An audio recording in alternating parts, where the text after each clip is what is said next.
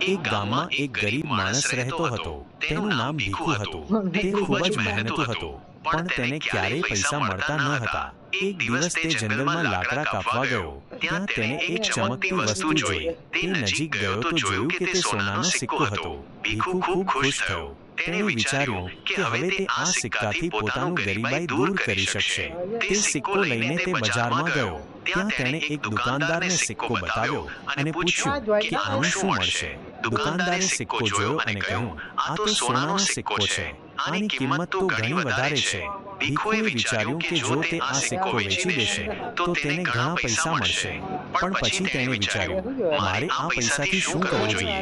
મારે ઘર બનાવવું જોઈએ, મારે કપડાં ખરીદવા જોઈએ, મારે ખાવાનું ખરીદવું જોઈએ. તે ઘણો વિચારતો રહ્યો.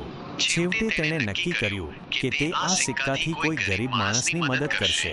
તેણે સિક્કો એક ગરીબ સ્ત્રીને આપ્યો, જેના બાળકો ભૂખ્યા હતા.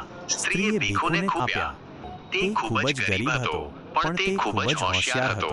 તેને ભણવાનો ખૂબ શોખ હતો, પણ તેની પાસે પુસ્તકો ખરીદવાના પૈસા ન હતા.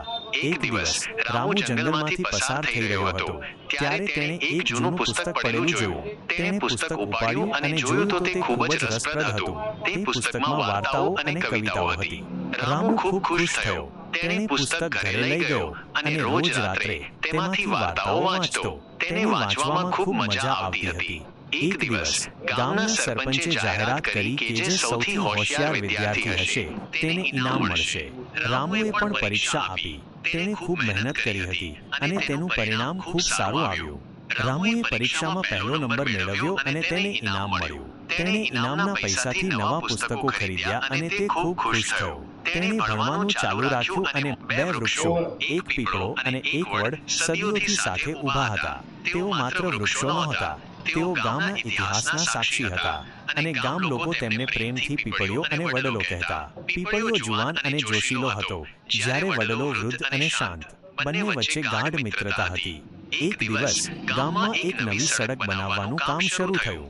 સડક એવી રીતે બનવાની હતી કે પીપળીઓ રસ્તાની એક બાજુએ રહી જાય અને વડલો બીજી બાજુએ. ગામ લોકો દુઃખી થયા, પણ તેઓ કશું કરી શક્યા નહીં.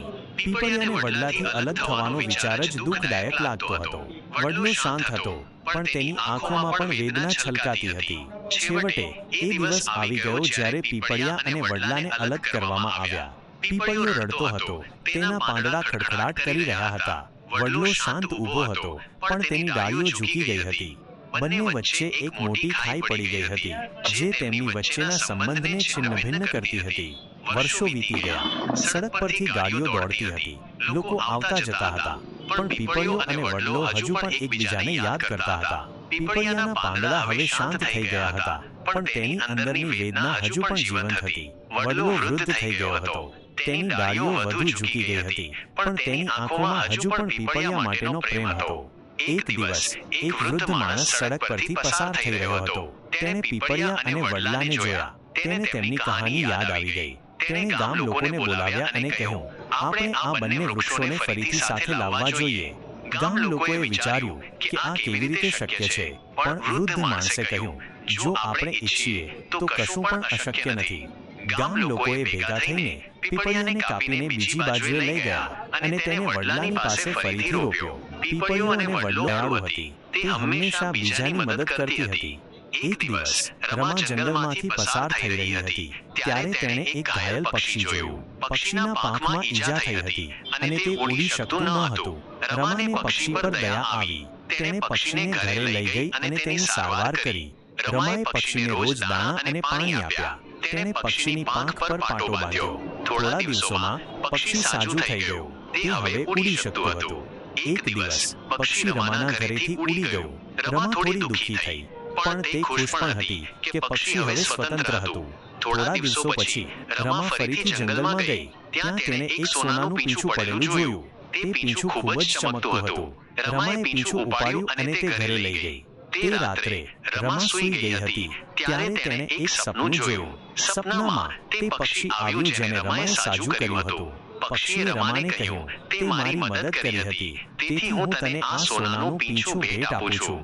જ્યારે રમા સવારે ઉઠી ત્યારે તેણે જોયું કે તેનું સપનું સાચું હતું. તેના હાથમાં સોનાનું પીંછું હતું. રમા ખૂબ ખુશ થઈ. તેણે સમજ્યું કે જો આપણે કોઈની મદદ કરીએ તો આપણને તેનું સારું ફળ મળે છે. ટ્રાન્સલેશન: તેમની પ્રજા તેમનાથી ખૂબ ખુશ હતી. રાજા સૂર્યસિંહ હંમેશા પોતાની પ્રજાનું ભલું ઈચ્છતા હતા. એક દિવસ રાજા સૂર્યસિંહ બીમાર પડી ગયા. તેમની તબિયત ખૂબ જ ખરાબ થઈ ગઈ. રાજવૈદ્યએ ઘણા ઉપચારો કર્યા પણ કોઈ ફરક પડ્યો નહીં. રાજા સૂર્યસિંહ ખૂબ ચિંતામાં પડી ગયા. તેમને લાગ્યું કે હવે તેઓ વધારે દિવસો જીવશે નહીં. રાજા સૂર્યસિંહે પોતાના પુત્રને બોલાવ્યો. તેમણે પોતાના પુત્રને કહ્યું, બેટા, હું હવે વધારે દિવસો જીવીશ નહીં. હું તને આ રાજ્ય સોંપું છું. તું મારી પ્રજાનું ધ્યાન રાખજે, તેમની હંમેશા મદદ કરજે. રાજા સૂર્યસિંહના પુત્રે કહ્યું, પિતાજી, તમે ચિંતા ન કરો. હું તમારી પ્રજાનું હંમેશા ધ્યાન રાખીશ. રાજા સૂર્યસિંહ થોડા દિવસો પછી મૃત્યુ પામ્યા. તેમના પુત્ર ગાદી પર બેઠા. તેમણે પોતાના પિતાની જેમ જ પ્રજાનું ભલું કર્યું. તેમની પ્રજા પણ તેમનાથી ખૂબ ખુશ હતી. એકવાર રાજાનો પુત્ર જંગલમાં શિકાર કરવા ગયો. ત્યાં તેણે એક ઘાયલ હરણ જોયું. હરણના પગમાં તીર વાગ્યું હતું. રાજાને હરણ પર દયા આવી. તેણે હરણને પોતાના મહેલમાં લઈ ગયો અને તેની સારવાર કરી. થોડા દિવસોમાં હરણ સાજું થઈ ગયું. રાજાએ હરણને જંગલમાં છોડી દીધું. હરણ રાજાનો આભાર માન્યું અને જંગલમાં ચાલ્યું ગયું. કેટલાક વર્ષો પછી રાજા વૃદ્ધ થઈ ગયા. તેમણે પોતાના પુત્રને રાજ્ય સોંપી દીધું અને પોતે આરામ કરવા લાગ્યા. રાજાનો પુત્ર પણ પોતાના પિતાની જેમ જ પ્રજાનું ભલું કરતો હતો. પ્રજા હંમેશા સુખી અને સમૃદ્ધ રહેતી હતી.